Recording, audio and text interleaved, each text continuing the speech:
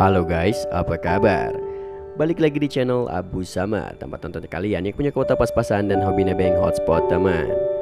Kali ini kita akan melanjutkan film sebelumnya, yaitu Squid Game part kedua. Di part kedua ini kita akan diperlihatkan bagaimana perjuangan Gi-hun dan teman-temannya berjuang keras dengan melakukan segala macam cara agar bisa memenangkan permainan yang semakin gila ini. Tapi seperti biasa, sebelum kita lanjut ke alur ceritanya, jangan lupa like, komen, subscribe, dan nyalakan tombol loncengnya agar admin makin semangat upload video-video terbarunya. Oke, langsung aja kita menuju TKP.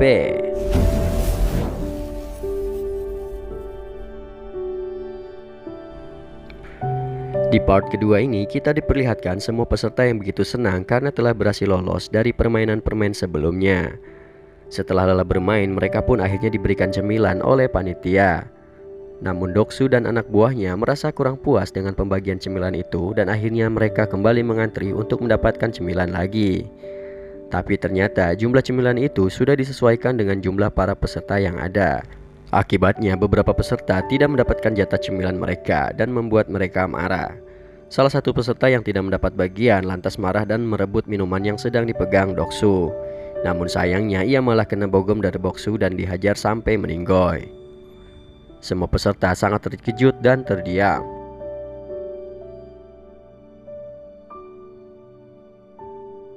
Kemudian Gi-hun mencoba berbicara kepada panitia untuk melakukan sesuatu.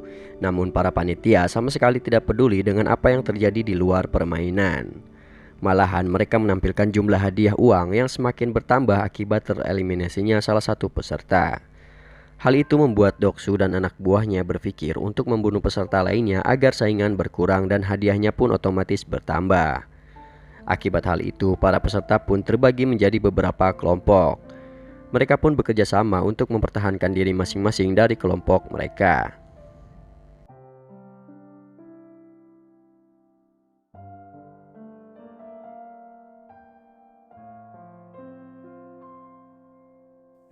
Di waktu yang sama, ada salah satu peserta yang diam-diam bekerja sama dengan panitia untuk melakukan sesuatu.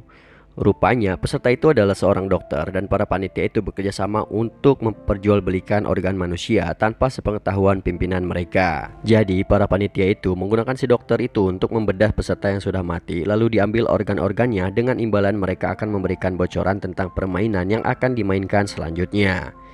Dengan informasi itu, si dokter tentu saja bisa mempersiapkan dirinya sebelum permainan itu dimulai.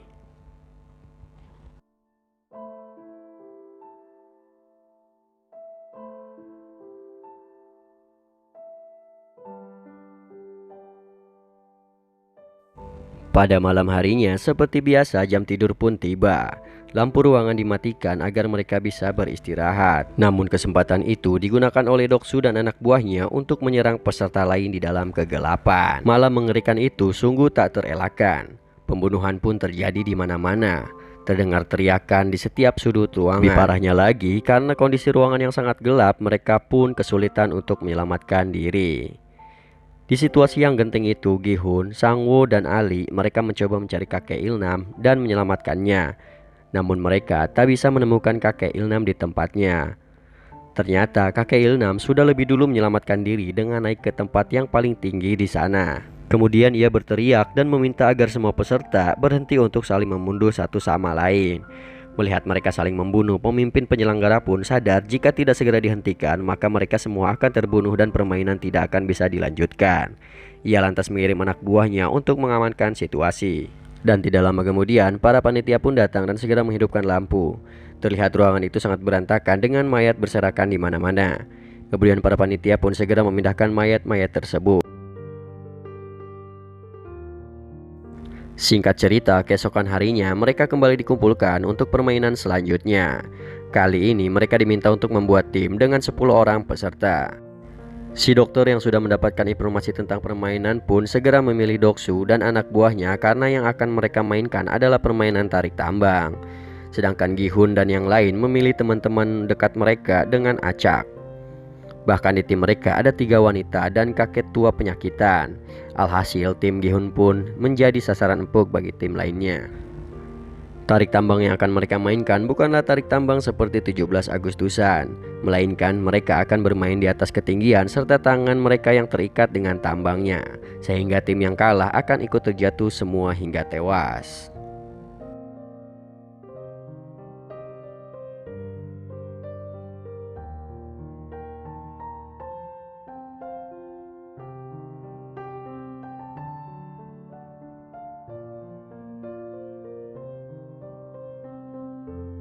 Singkat cerita, tibalah saatnya tim Gi-hun untuk bermain. Terlihat lawan mereka nampak lebih kuat. Pada saat itu, Sang-woo merasa pesimis dengan anggota yang ada di timnya. Namun sebelum permainan dimulai, kakek tua Ilna memberikan tips and trick yang biasa ia lakukan saat dahulu ia bermain tarik tambang. Kini yang mereka perlukan adalah saling kerja sama tim dan saling percaya. Pada awalnya, trik kakek Ilna nampak berhasil pada beberapa menit awal. Namun karena tim lawan lebih kuat, mereka pun tetap tak bisa bertahan lama. Sampai akhirnya di detik-detik terakhir, Sang-woo meminta timnya untuk maju 3 langkah ke depan agar bisa menang, dengan tujuan agar tim lawan terdorong ke belakang, dan di saat itulah kesempatan mereka untuk menang. Meskipun pada awalnya mereka ragu dengan hal itu, namun pada akhirnya mereka dapat membalikkan keadaan dan memenangkan permainan.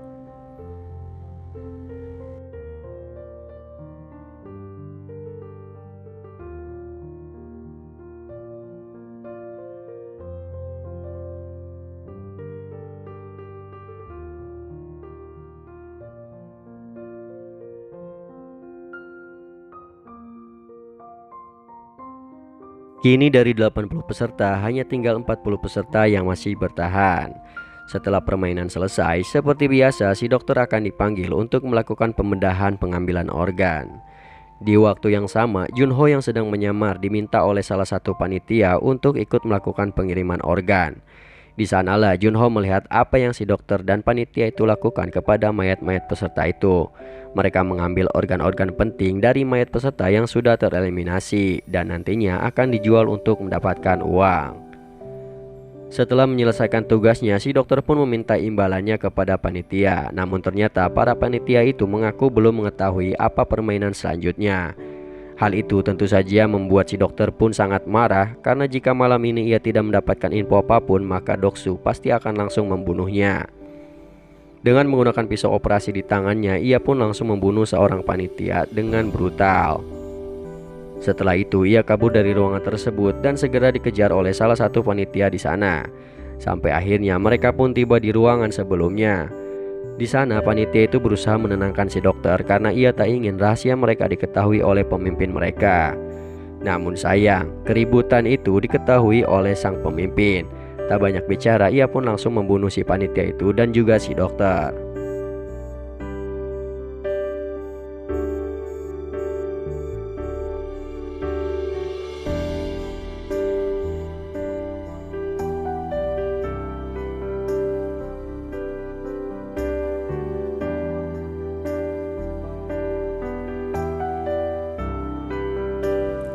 Sang pemimpin sebenarnya tidak peduli dengan kejahatan yang mereka lakukan di belakangnya. Namun dalam permainan itu ia sangat menjunjung tinggi kesetaraan dan keadilan. Ia tak ingin ada peserta yang diperlakukan spesial di sana. Ia percaya bahwa setiap orang berhak mendapatkan kesempatan untuk mempertahankan hidup mereka dengan adil. Di waktu yang sama, Junho menyusup lewat pintu rahasia. Keduanya ditugaskan untuk mengirim organ-organ tersebut kepada pembeli.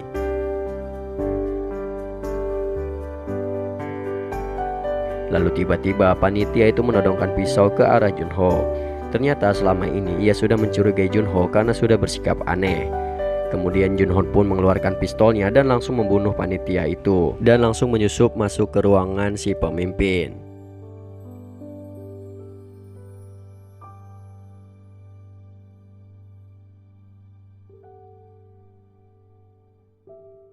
Sementara itu di waktu yang sama, si pemimpin berhasil menemukan mayat panitia yang ditembak oleh Junho.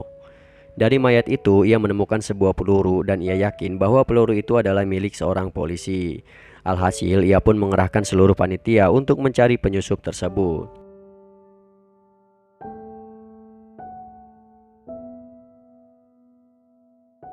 Sementara itu Junho yang sedang menyusup ke ruangan si pemimpin mencoba mencari tahu tentang kakaknya.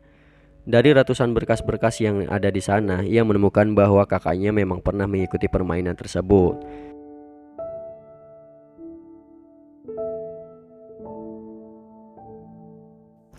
Waktu permainan selanjutnya pun tiba. Dalam perjalanan menuju ruangan berikutnya, mereka diperlihatkan mayat si dokter dan beberapa mayat panitia.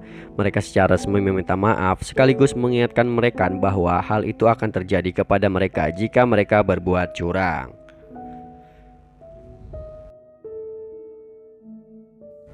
Pada permainan kali ini, mereka diminta untuk berpasangan 2 orang saja. Karena jumlah peserta saat ini berjumlah 39, itu artinya akan ada 1 orang yang tidak memiliki pasangan. Dan saat itu tidak ada satupun peserta yang mau berpasangan dengan kakek tua Ilnam, karena mereka takut jika di permainan kali ini akan membutuhkan kekuatan.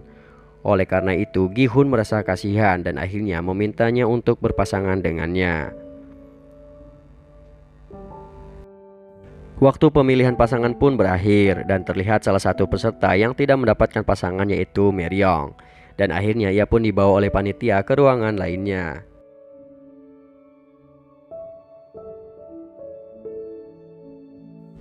Di ruang permainan, masing-masing peserta diberikan 1 kantong kelereng. Mereka diminta untuk memainkan permainan kelereng dan hanya diberikan waktu 30 menit.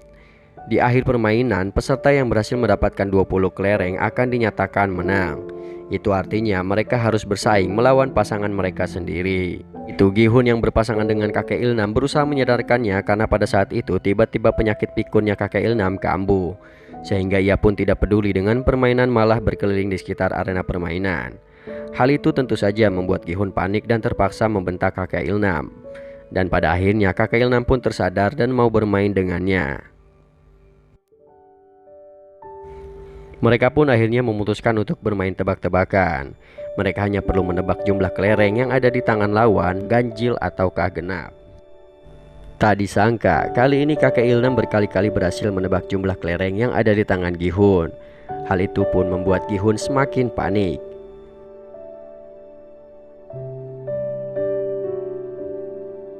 Sementara itu, Sangwo yang berpasangan dengan Ali memutuskan untuk bermain secara adil. Dalam permainan itu, Ali pun menang dan mendapatkan kelereng yang cukup banyak. Kali ini, Ali merasa bersalah dan tidak tega kepada Sangwo. Namun mau tidak mau salah satu dari mereka harus mati. Sangwo yang jelas sudah kalah memanfaatkan kepolosan Ali dan menipunya. Alih-alih ingin menyelamatkan kelerengnya Ali, ia malah menukarnya dengan batu. Dengan begitu, Sangwo pun berhasil lolos dari permainan kali ini.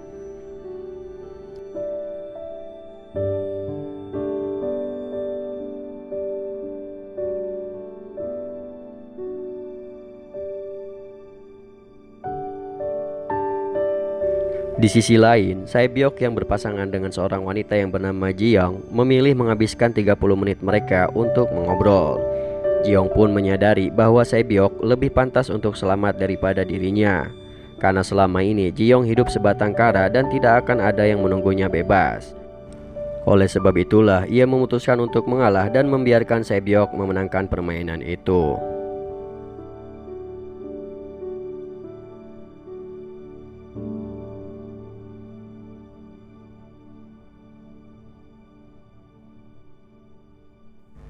Kita kembali ke Gi-hun dan kakek Ilnam. Saat itu Gi-hun hanya memiliki 1 kelereng terakhir. Itu artinya tinggal 1 kali permainan saja kakek Ilnam yang akan memenangkan permainan ini. Di detik-detik terakhir, Gi-hun salah menebak jumlah kelereng kakek Ilnam. Namun tiba-tiba penyakit kakek Ilnam pun kambuh. Ia lupa tentang jawaban Gi-hun. Karena hal itu seketika Gi-hun memanfaatkannya dan mengganti tebakannya sehingga ia pun menang. Hal itu pun terus ia lakukan sampai akhirnya Gi-hun membalikkan keadaan. Dan kakek Ilnam hanya memiliki 1 kelereng.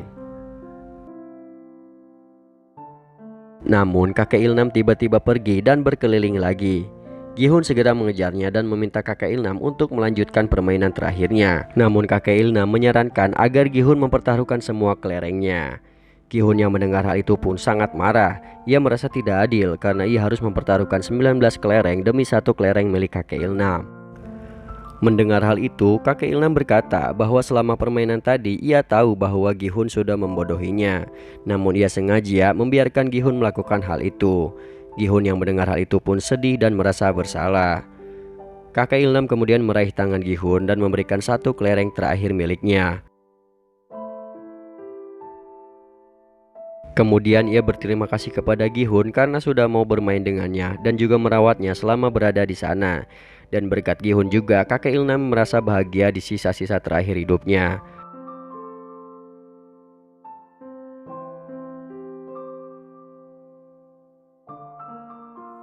Tak lama setelah itu, waktu permainan pun habis. Kakek Ilham, Ali, dan yang lainnya pun dinyatakan kalah dan ditembak hingga tewas.